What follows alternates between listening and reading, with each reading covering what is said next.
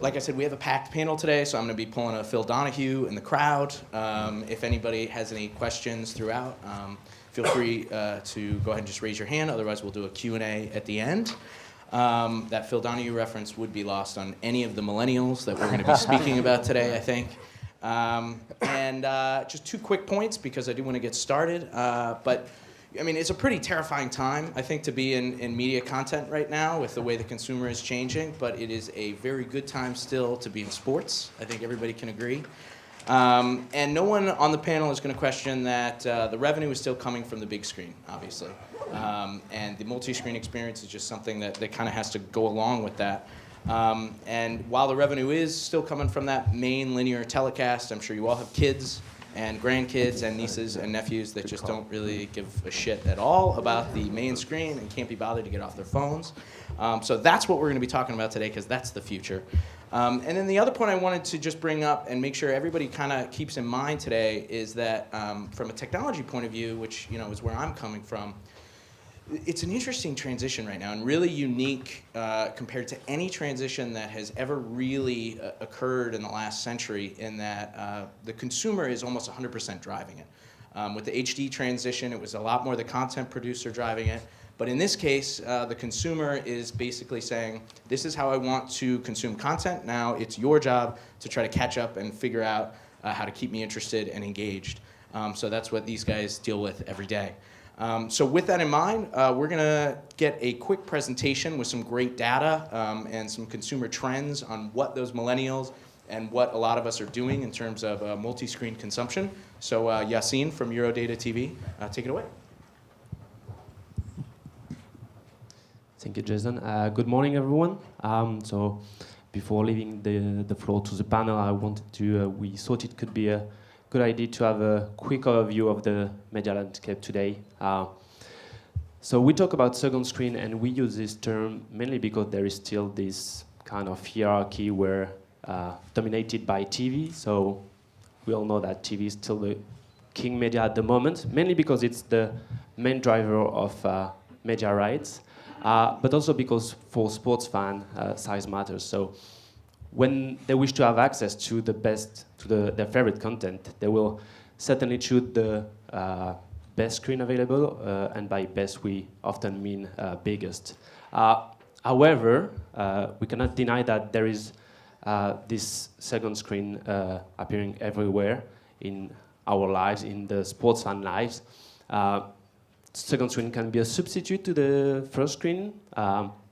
They can improve the fan experience, so you can bet online while watching your game. You can have a fantasy league, and of course, with all the social media today, you can engage your fans. And also in parallel, there's this new generation coming. All these new people who hasn't known the world without internet or without any smartphones. And they are coming, and they will clearly modify the media landscape as we knew it. So just having a look at the US data for what people plan to do in the next months if they plan to upgrade their equipment. And as you can see, the youth target is more keen on upgrading their smartphone, computer, tablets, well, any second screens compared to the US population. So it will certainly change the way they consume the content. When we have a look at the hard numbers, you can see here a year-to-year comparison on the sales of smartphones in units, and you can see that except for developed APAC here, where there is a small slowdown, you have terrific number. There is this plus 59% in Latin America, plus 55% in emerging APAC. So there will be more smartphones everywhere. Sorry.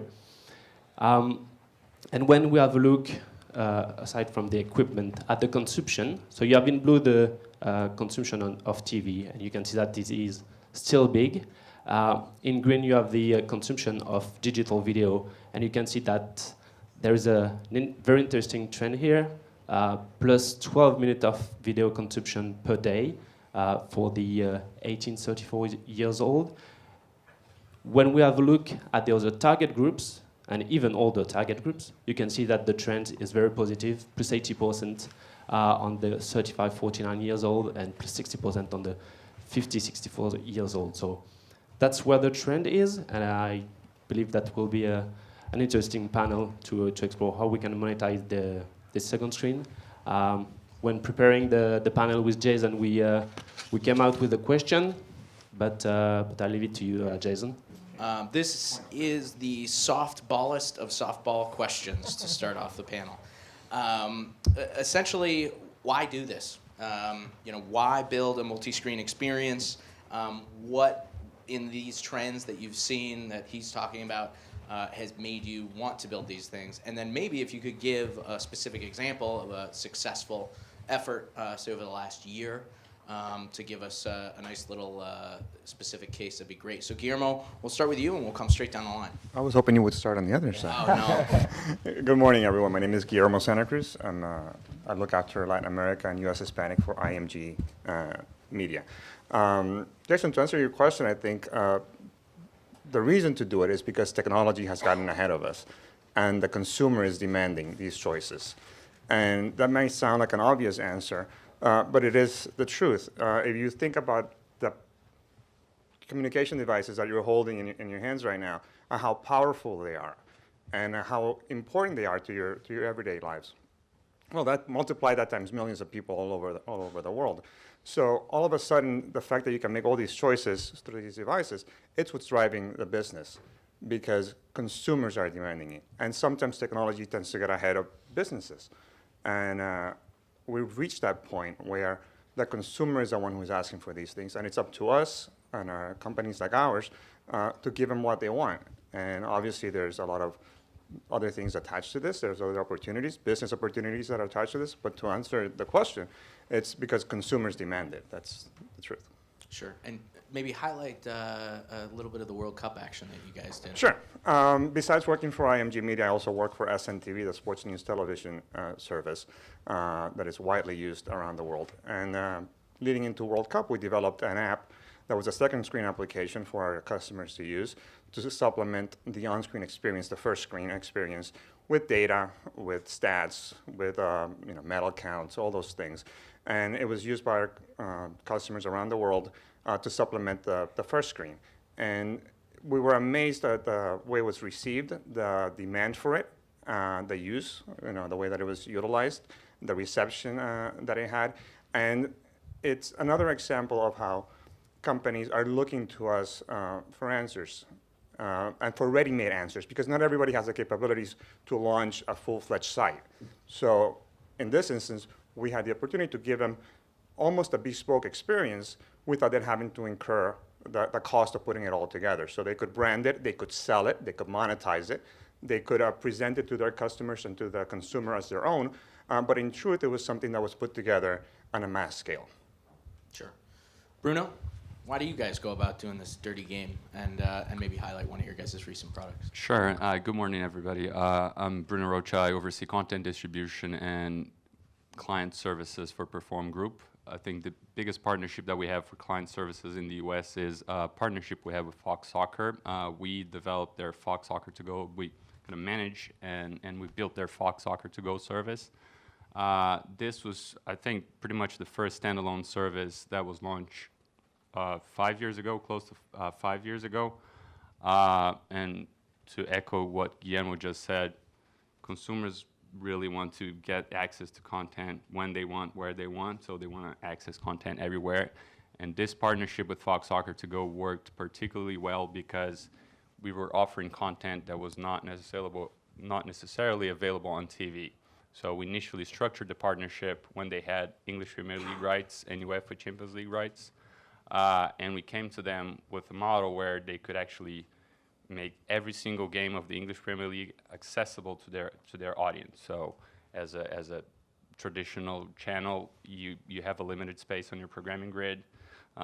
But as an English Premier League fan, I could not always find my favorite game or games of my favorite team on their channel. So the idea was to actually, so let's make everything available to the audience and offer a little bit more than that. So with a lot of data, a very deep statistic integration, so fans can not only watch that game, but see what's going on in other games, follow their favorite players.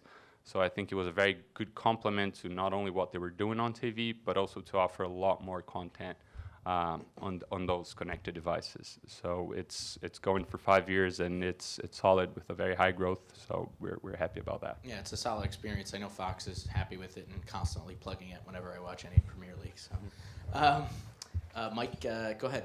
What do you want to highlight? Sure. So, good morning, everyone. I'm Mike Green. I'm responsible for marketing and business development for Brightcove. For those who don't know Brightcove, we've been around 10 years or so.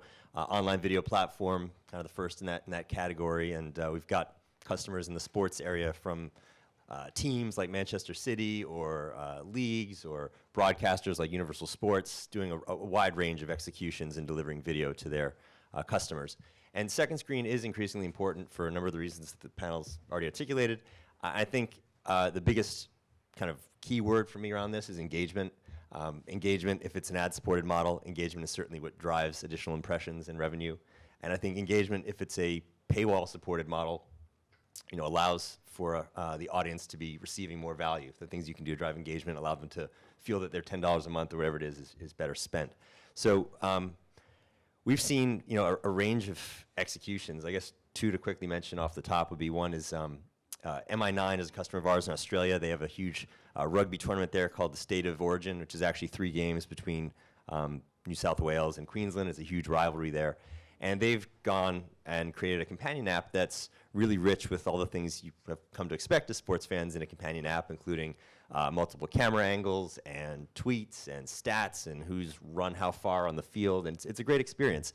But what they did a nice job of, and we worked with a couple partners. I mean, there's people who are specialists, as I think other folks like what Jose will talk about on the panel is, they bring stats to the table, or we bring players and transcoding. Someone else might bring additional capabilities. But one piece of the experience that they did a nice job of was allowing for a wrapper for their sponsor, which was the equivalent of like Home Depot in Australia. So that was a really nice revenue opportunity for them around this second screen app. The other quick thing I would say around second screen is just that you may design it with that in mind, the kind of supplementary content and all that. But in the case of Sony in India, who's one of our customers, during the World Cup, it was a really inconvenient time for their audience to try and watch those games, given where the event was taking place. And so it ended up being entirely about mobile live viewing in their companion app, which was almost replicating the TV. Yeah, we saw a lot of that in the States, during Olympics and that kind of thing as well. So, Jose Luis?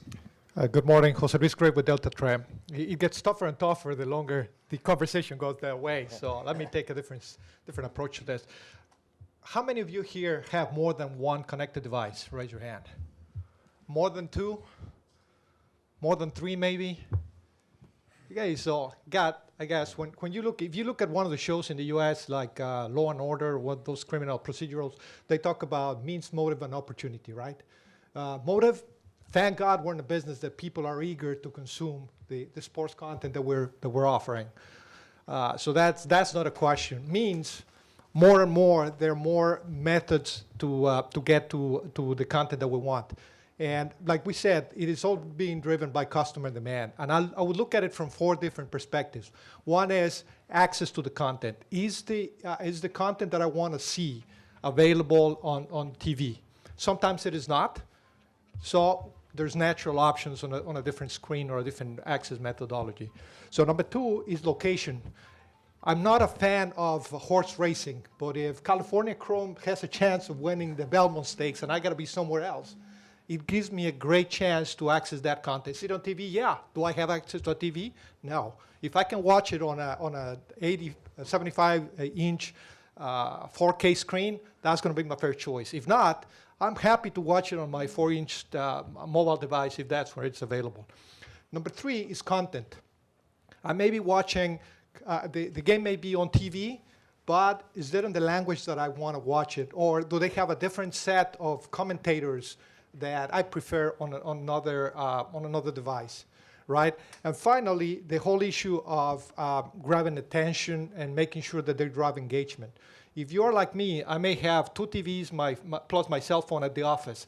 The problem is I want to check something else, I change screen, and then I forget about what I was doing, and then something else changes, and then an email that I was preparing, still sitting there, and I thought it was gone.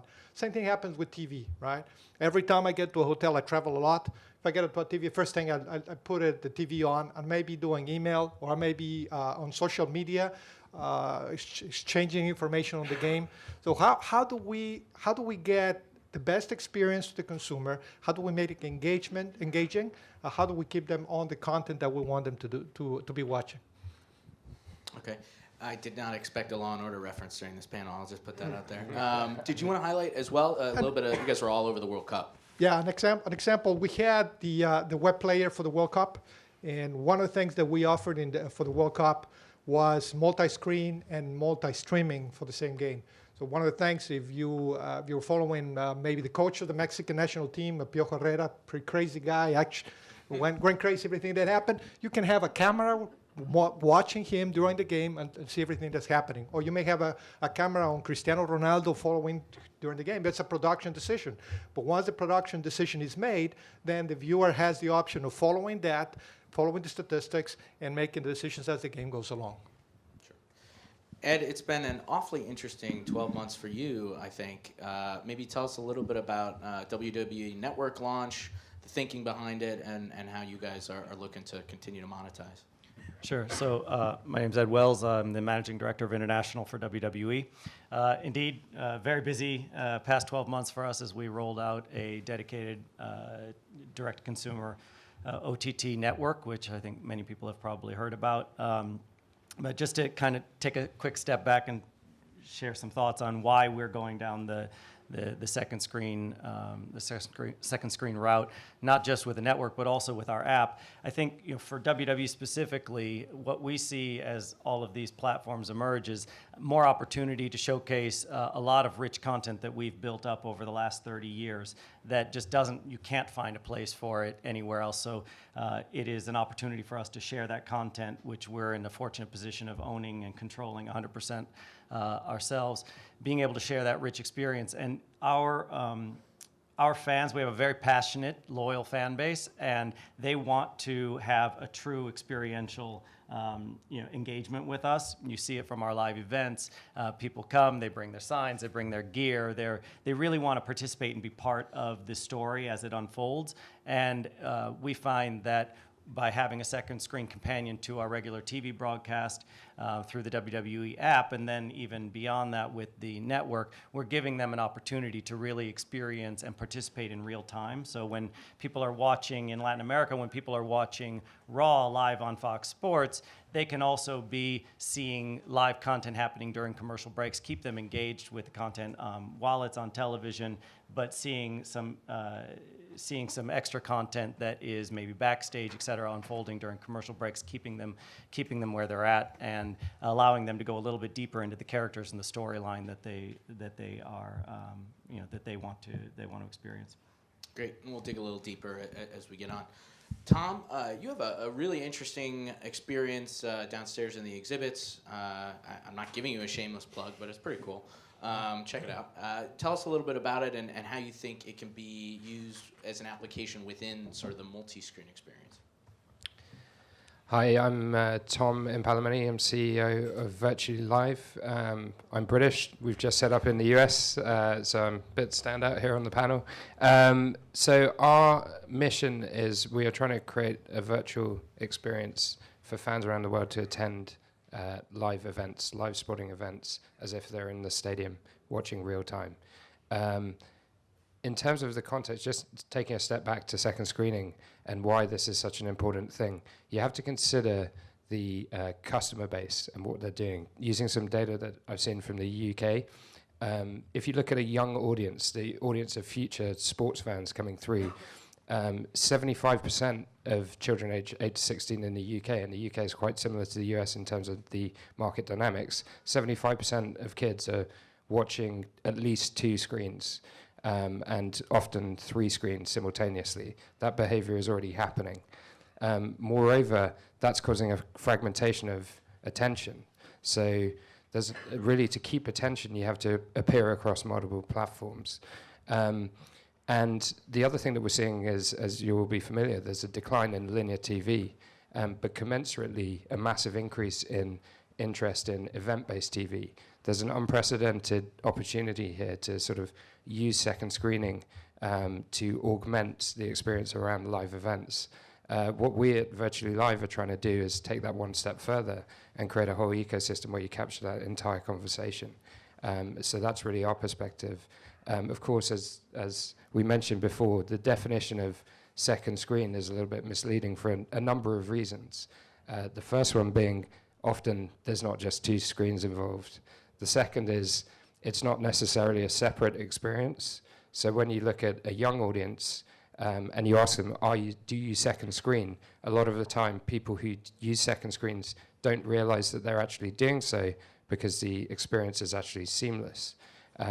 So there's an unprecedented opportunity now for brands and for events to kind of tap into that user base to understand better than ever before their interests and to kind of make that whole experience better. After a broad, huge, crazy softball question, I'll go to a targeted question. I think one of the numbers that jumped out during Yassine's presentation was Latin America. 60% growth in mobile device sales year over year down there, which is just crazy, and obviously that kind of reflects a lot of, they don't necessarily have a lot of those nations don't have the broadcast infrastructure. I think that in the next 5 years, the NFL rights cycle goes up and Major League Baseball in this country. I think Facebook, Netflix, somebody becomes a big player. Whether or not it's somebody like Facebook going to buy the NFL channel, who knows? But I think that the road changes dramatically next cycle. I can try to answer that. I think you're right. I think there'll be major players, Apple, Facebook, they'll try to play this game. Although I think technology companies traditionally, they've had a very mathematical analysis of the rights that doesn't always work in the sports industry. So I think, for example, ESPN sometimes, or NBC, they might be willing to lose money in some rights to drive the audience to all the programs on their channels, all the platforms that they have. And I think they're very skillful in that sense. And I haven't seen in conversations with technology company that type of mentality or that flexibility sometimes to work with rights holders that traditional broadcasters had. But I certainly think there'll be major players very soon. The value of live sports is different to the dynamics of the business from normal TV series. But you have Yahoo, who paid $500,000 per episode of Friends, and now they're expecting to bid more than that for Seinfeld. So you have Yahoo, you got Google, you got Facebook. There are a lot of players out there with deep pockets, and they need to go in and generate more business. Panelists, thanks so much. I really appreciate you joining us and everybody coming out for the first panel of the day after a tough night last night, I'm sure. So thank you so much. And enjoy the exhibits downstairs. Have a great sports hour.